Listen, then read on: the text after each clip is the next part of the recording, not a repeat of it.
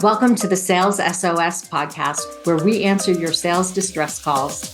I'm your host, Liz Hyman, bringing the rescue boat to your sales challenges. In this ever-changing sales environment, it's easy for leaders to feel adrift. We're here to be the beacon guiding you to success. Each episode, I'm joined by top sales experts and practitioners who have navigated this waters and come out victorious. Together, we'll uncover the insights and strategies that will help you hit your sales targets and grow your business. So if you're ready to turn your sales distress into sales success, you're in the right place. Let's dive into today's topic. Hi, I'm Liz Hyman, and this is your Sales SOS podcast. I'm here with your Sales SOS podcast crew, Bryn Tillman, Hi. Chris Bowen, Daryl Prell, and Renee Bigelow. Hi. And today, because Halloween is just around the corner, I thought we'd have a little bit of fun. And I wanted to talk about what are the spooky things that salespeople do. And Bryn said, let's talk about the creepy things that salespeople do. So regardless of if they're spooky or creepy, let's talk about the things that really give salespeople a bad name, give the whole industry a bad name. We are your Sales SOS podcast crew, and we are here to help you increase sales. So, all right, you guys, dig in, have fun. What are the things? Bryn's going to start us off. I'm just going to list without explanation 13 things. Overly personal questions, persistent follow-ups with no point, invasive and inappropriate compliments, something like, really impressed by your background, and right? Pressure tactics, and we go back to what we were talking about before, like, if one close it today, right? Guilt tripping, fake enthusiasm, name dropping without permission, using scare tactics, ignoring boundaries, excessive flattery. So not just one time, but like over and over. It can, especially as a woman, it could get very creepy. LinkedIn connect and pitch, bait and switch, ghost and post. Those are my. I love that. Let's dig into some of these. Add to the list, or let's dig into some of these. What are your thoughts on creepy salespeople I'll add behavior? One. This one's maybe a little bit of a special one for me, because we have tracking on lead generation and things like that. We often can see people's behavior on our site when they clicked on emails, when they've viewed different things. Do not say, I saw you were on our pricing page, right? I saw that you visited our website yesterday at 4:04 and 30 seconds p.m., right? And it's now 4:04 and 31 seconds a.m. Yeah. So, I see you have moderate buying interest. Is pretty creepy, and they will hang up or abandon you right away. There are much better ways to do that.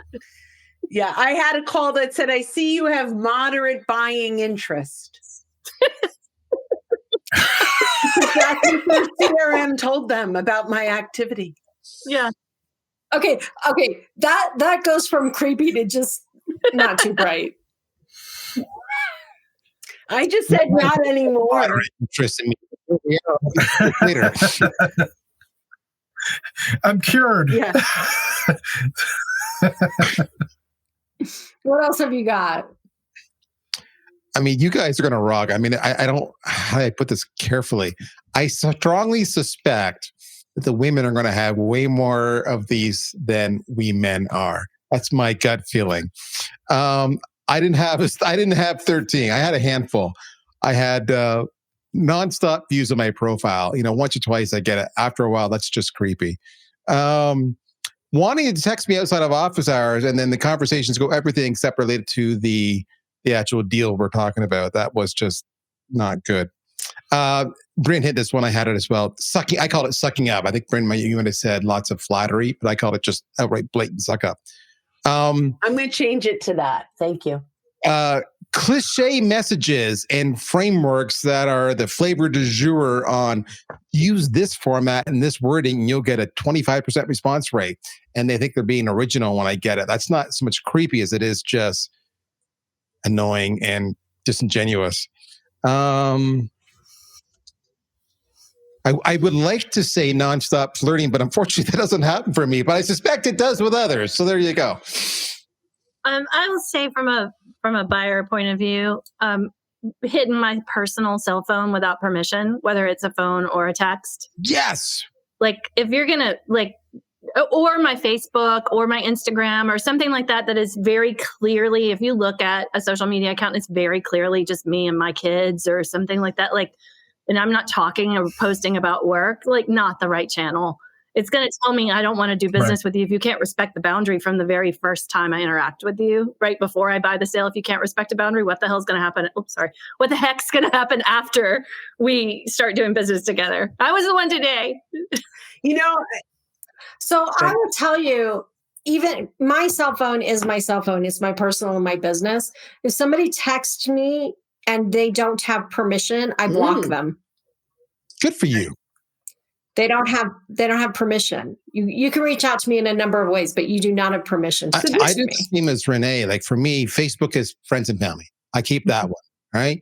LinkedIn, Twitter, Threads, Instagram. I'll talk to anybody, I'm whatever. But when you're all over me in the Facebook and then you say to me, why haven't you accepted my friend request? I'm like, go away, dude. Like you can see there's nobody else in the industry there.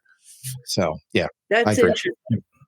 Well, I think the other thing is if you're heading down the stream of personalization and you act as if you have a particular interest and you don't, and it shows like really, really fast. So it's like, so you saw something, you decided you were going to latch onto that, but you don't know anything about it. And so now I'm like, okay, you have no credibility in my eyes. And it may have had nothing to do with your product, what you were selling or anything else. It's just now I'm like, I can't trust this person. So. I have two things. So the first one is cultural. So it's not a blame. I just want this to be a re-education for anyone who's selling to women in the US. Don't start with hi, dear. Oh my God. Sorry. Okay. So it's scary you have to say that. Just putting that out there. Yeah. And I'm sure that Renee and Liz have both felt this numerous times. I can't imagine that they haven't. The other thing, and this is actively happening now, and if he happens to be listening, maybe he'll get the point, but I had a vendor who disappointed. Let's just say that. It was through Facebook. It was for personal whatever, right? So I disconnected from him as a friend. And now publicly, I put a picture of my grandbabies up and he'll write, hey, Bryn, I sent you a connection request. Somehow we got disconnected. Please accept in the comments of a picture of my grandbabies, which makes me, I just hide it so no one else sees it because it's so inappropriate. And I don't even want to give him anyone visibility into him. But 3 times now this has happened on my content. Do I block him? Maybe, I don't know. But the bottom line is that is so inappropriate to do that. It makes me want to connect way less. Okay, that's all off my back. And I think that AI is creepy sometimes. So we're now using AI to, and Bryn mentioned this earlier. So AI is going to go on and look at my website and then, or my LinkedIn profile, and then it's going to create a message. Hi, Liz. I'm so impressed with the way you, take the chaos out of sales. And I really would be honored to meet you. And these are AI generated and they're just creepy. So if your AI is generating your content, look at it, or connection requests, look at it really closely and make sure it isn't creepy. To me, that's just creepy. And by the way, I know what my website says. You don't need to tell me. I'll tell you another one I think is really creepy is when you act as though because you sent me a message, I have some responsibility to respond to you. Hi, I've sent you 3 messages now and you haven't responded. I mean, I actually have done that. I did that with a prospect recently. I'm like, and it is a different kind of situation. It isn't just cold. And I was like, hey, you guys, I've called you 5 times. Can somebody respond? And they did. And we were like, so sorry, Liz, we meant to talk to you. But this idea that because you wrote to me, I have some responsibility to you, and you're going to, this guilting that Bryn talked about earlier, you're going to try and make me feel guilty because I haven't responded to your 75th email. Like, well, I'll respond if and when I want. I'll add to that one, and I'll probably speak up for a lot of marketing people in this one, because marketing people are the target for a lot of salespeople, right? Because we buy a lot of things, a lot of tech, things like that. The scare tactic that usually goes with that is the creepiest to me is, are you going to respond to me? If not, I'll have to call your boss or something like, you know, and I will tell you, at least in the organizations I've been a part of or where I have clients, that's never, like, if they've hired me already and I walk down the hall and say, heads up, you're probably going to hear from some creep who's saying this, just wanted you to know, like, why I'm blowing them off or whatever. Like, it's very rarely are you going to win that argument if they've hired whoever, right? Like, you know, that one to me is just like, it's like threatening, right? Like it's well, or when you make threatening, I'm going to take you off my list is a threat. Okay, let me help you. Unsubscribe. Done. That is being taught. Literally, a sales training company teaches, I haven't heard back from you, and I've sent 3 emails and 2 voicemails. Please let me know if you're no longer interested because I can destroy your file. That have a party. There is that you're not responding already. So if you get pissed off and don't respond, no harm, no foul. You've not cost me anything. And if it works and you do respond, then it's a win. That's their logic. What they don't understand is that you, in fact, 9 times out of 10, call the company out, not just the rep. And you and your colleagues no longer want to do business with them. It's so short-sighted. It's so transactional, but they're oblivious to it. It pisses me off. I also hate when they act like they know me. Hi, Liz. Like they'll put it in. It's like, I don't know you. Do I know you? Okay, can I tell you something else I think is creepy that I've been getting lately is, hi, Liz, I helped Jennifer increase her sales by 30% by doing whatever. And then I'm like, who's Jennifer? Like, am I supposed to know who Jennifer is? And what has that got to do with me? Well, you always respond to those such a rare name. You would think. What is the name that was the most named female or male 20 years ago, so that I can assume that, or 30 years ago, so I can assume it's somebody that might be in their network and just use that name. Tiffany, Ashley, Amber from 30 years ago.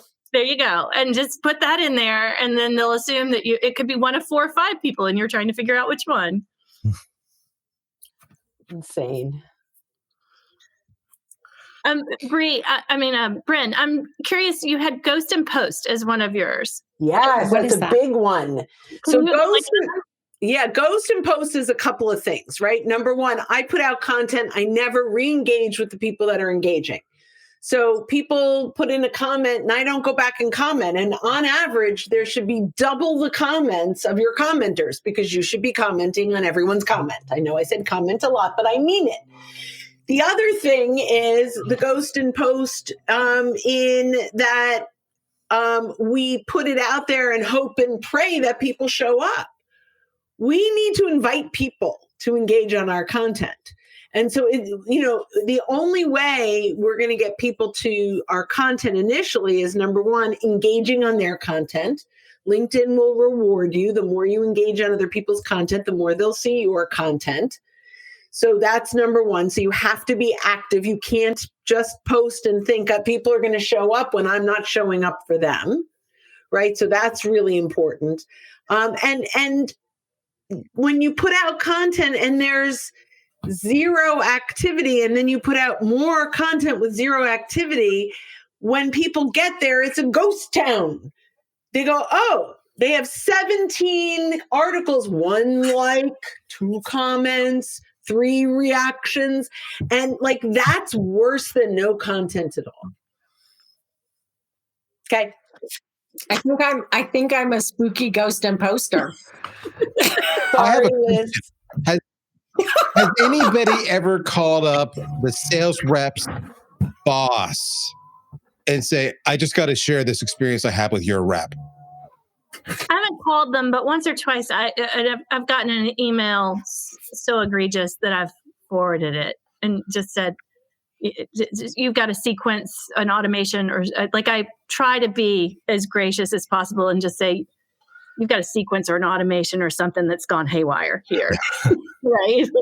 I had a one-on-one experience. So and actually Liz was with me at this event, but there was someone who spoke from the stage who I thought was fabulous.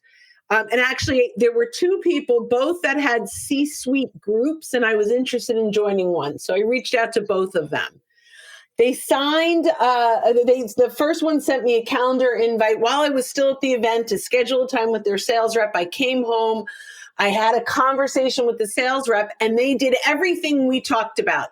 They had scarcity, and I was like, let me think about this. I'm talking to another company. I want to compare them, but if you sign up today, we're going to give you this and this, and sign up.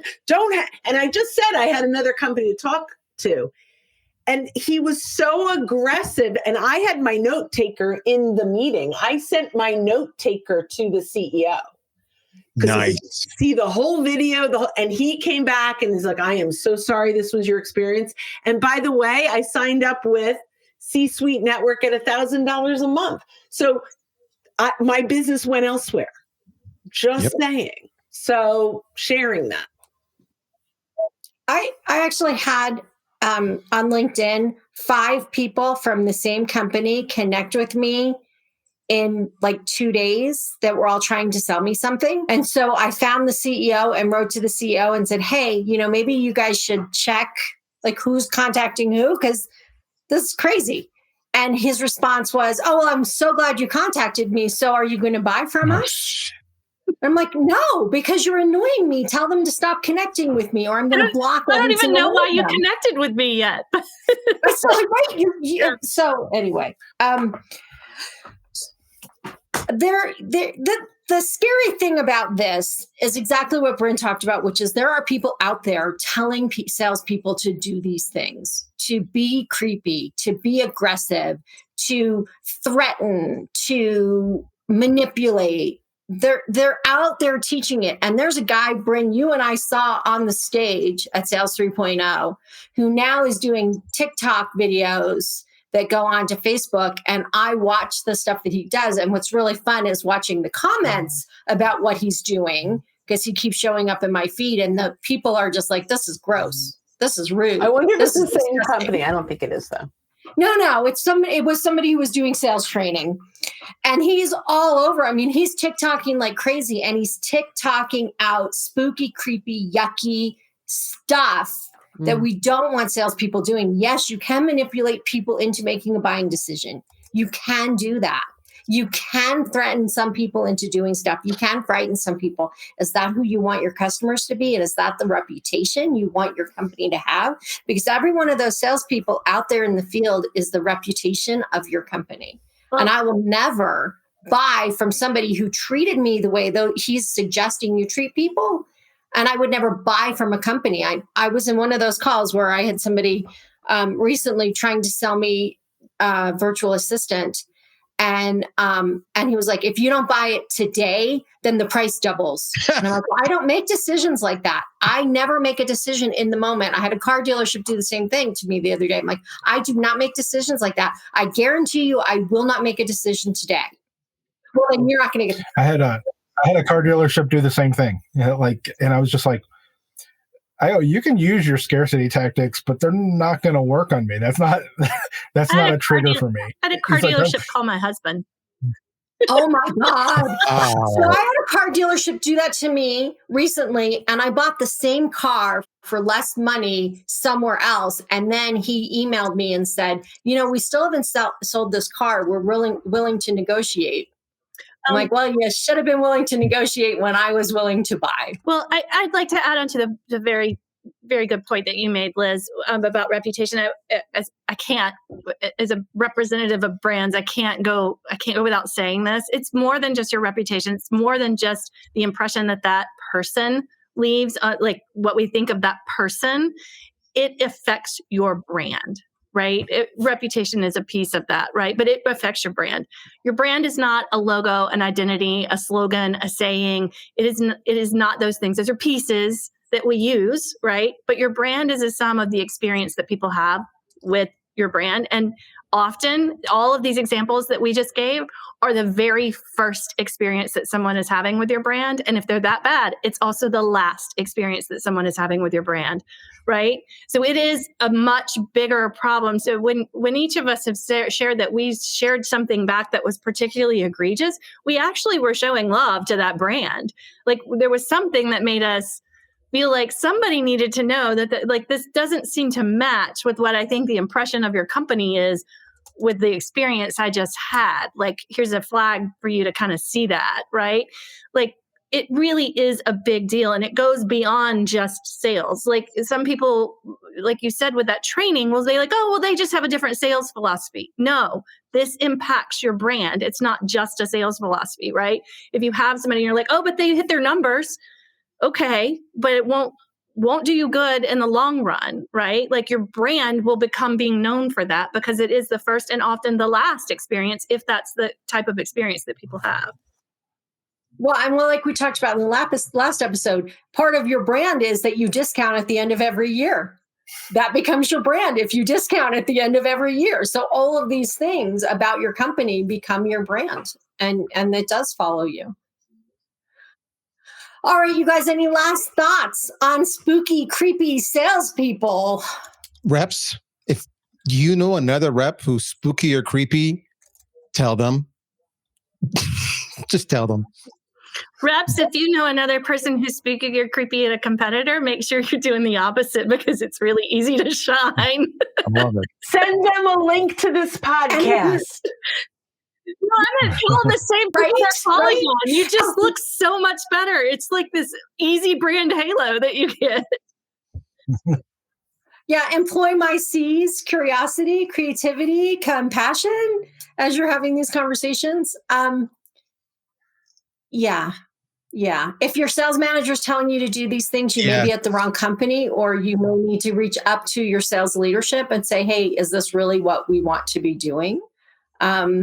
Don't hang out at a company, because while they're damaging their reputation, they're also damaging yours if that's what they're telling you to do. So this is not good selling. This is not the stuff that builds brands and grows companies. This is the stuff that hits short-term goals, and we want to hit long-term goals and continue to grow and scale. Brynn, did you have one last comment? It looked like you had something to say. Well, I'm just reading comments in the stream. I guess the one last thing is, if you show up authentically wanting to help resolve an issue that a client might have, you won't be creepy. But if you show up with the intent to make a sale, chances are creepy will seep out. So authentically creepy. Try a different career. Or go into car sales. There you go. I know some great car salespeople. So, all right, you guys, thanks for spending time with us today. We will see you at our next episode of Sales. The Sales SOS podcast. Thanks for joining us. Everybody have a great day and happy selling. And that's a wrap of this episode of the Sales SOS podcast. A huge thank you to our experts for throwing us a lifeline with their insights. We hope today's episode has equipped you to navigate the sales seas with confidence. Never miss an episode. Subscribe to the Sales SOS podcast on your favorite platform. If you have questions, comments, or topics you'd like us to explore, join us live on LinkedIn every second Friday, or share your questions on YouTube or LinkedIn. Until next time, keep sailing towards those sales goals. I'm Liz Hyman, Your captain here at the Sales SOS podcast saying smooth sailing and successful selling.